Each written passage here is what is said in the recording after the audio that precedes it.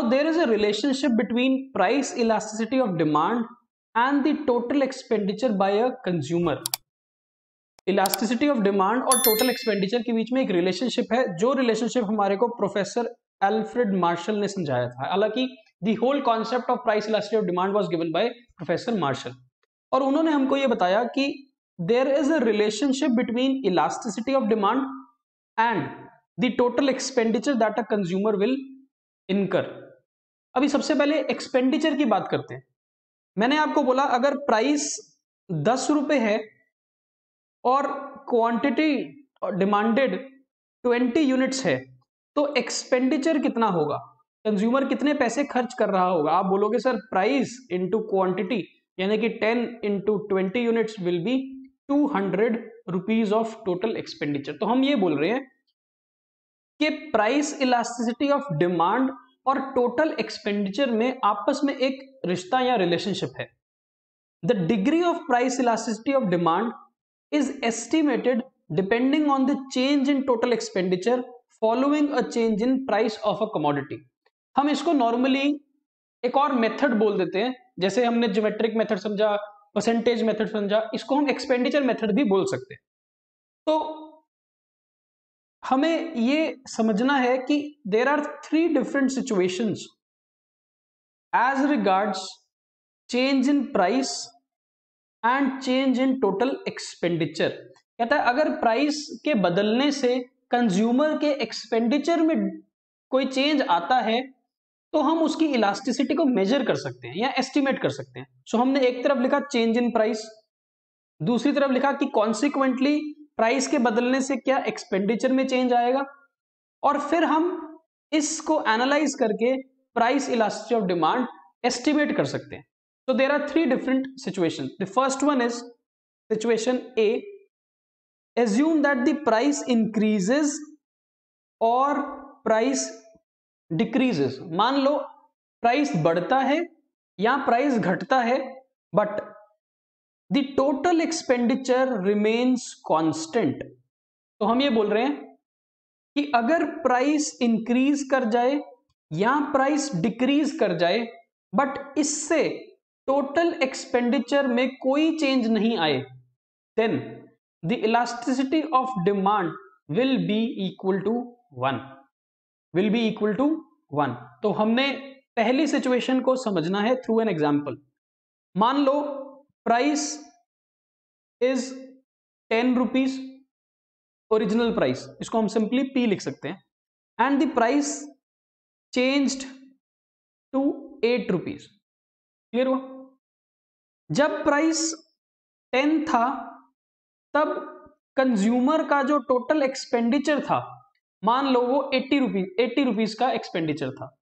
तो जब प्राइस 10 रुपए का था तब टोटल एक्सपेंडिचर 80 रुपीज था, और जब प्राइस बदलकर 8 रुपए पर आ गया, 8 rupees, then the expenditure still remained at 80 rupees.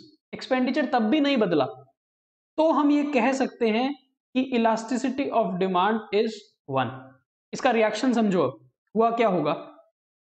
जब प्राइस 10 था और एक्सपेंडिचर 80 था, इसका मतलब क्वांटिटी डिमांडेड 8 यूनिट्स था, because 10 rupees into 8 units was 80 rupees का एक्सपेंडिचर। अब जब प्राइस चेंज होकर 8 रुपीज पर आ जाता है, यानी कि प्राइस में गिरावट आती है, तो कंज्यूमर क्या करता है। अगर कंज्यूमर क्वांटिटी को इंक्रीज कर दे 10 यूनिट्स पर, तब उसका एक्सपेंडिचर सेम रहेगा। 8 rupees into 10 units is 80 rupees of total expenditure. इसका मतलब आप यहां पर देखो क्या हुआ, यहां पर आपने देखा कि प्राइस इंक्रीज कर रहा या डिक्रीज करा, पर उससे एक्सपेंडिचर पर कोई असर नहीं आता। तो अगर ये सिचुएशन बनती है तो इलास्टिसिटी इक्वल टू 1 होती है। फिर इसको हम यूनिटरी इलास्टिसिटी भी बोलते हैं, यूनिटरी इलास्टिसिटी। चलो, तो हमने पहला केस कर लिया, प्राइस इंक्रीज करे या फिर प्राइस डिक्रीज करे लेकिन टोटल एक्सपेंडिचर कांस्टेंट हो, तो इलास्टिसिटी 1 होगी। Second, assume that price increase करता है और टोटल एक्सपेंडिचर डिक्रीज कर जाता है, ऑपोजिट डायरेक्शन में मूव करते हैं, या फिर प्राइस डिक्रीज कर जाए और टोटल एक्सपेंडिचर इंक्रीज कर जाए, तो फिर इलास्टिसिटी ग्रेटर देन 1 होगी। तो यहां पर आप क्या देख रहे हो, प्राइस के बढ़ने से एक्सपेंडिचर घट जाए या प्राइस के घटने पर एक्सपेंडिचर बढ़ जाए तो इलास्टिसिटी ग्रेटर देन 1 होगी। एक एग्जांपल लेते हैं यहां पर भी। Original price is 10 rupees and original total expenditure is 80 rupees. अब अगर प्राइस इंक्रीज हो जाए, लेट्स से 12 रुपीज पर आ जाए, लेकिन टोटल एक्सपेंडिचर ऑपोजिट हो जाए, टोटल एक्सपेंडिचर घट जाए, 70 रुपीज पर आ जाए, तो क्या हो रहा है, elasticity of demand will be greater than 1। इसका मतलब the movement is in opposite direction. Price increase करता है लेकिन टोटल एक्सपेंडिचर घट जाए, और प्राइस डिक्रीज करे और टोटल एक्सपेंडिचर इंक्रीज कर जाए, then elasticity is more than 1। इसका मतलब the consumer is reacting more as far as the change in quantity demanded is concerned in response to change in price। ठीक है, then there is a last case, third, if price increases and it leads to increase in total expenditure, या फिर price decreases and expenditure also decreases, यानी कि same direction में movement है, price का बढ़ना एक्सपेंडिचर का बढ़ना, प्राइस का घटना एक्सपेंडिचर का घटना, then elasticity is less than 1 और लेस देन यूनिटरी इलास्टिसिटी। तो थर्ड केस भी कर लेते हैं। Original price 10 rupees, original total expenditure 80 rupees.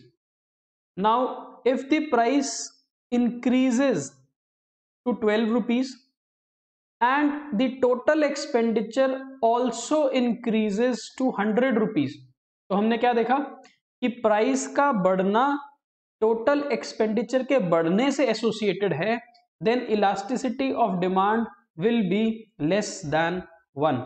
और हम ये भी बोल सकते हैं कि प्राइस अगर घट जाए और एक्सपेंडिचर भी कम हो जाए, then also elasticity is less than 1। तो तीन ही बातें हमने सीखी हैं।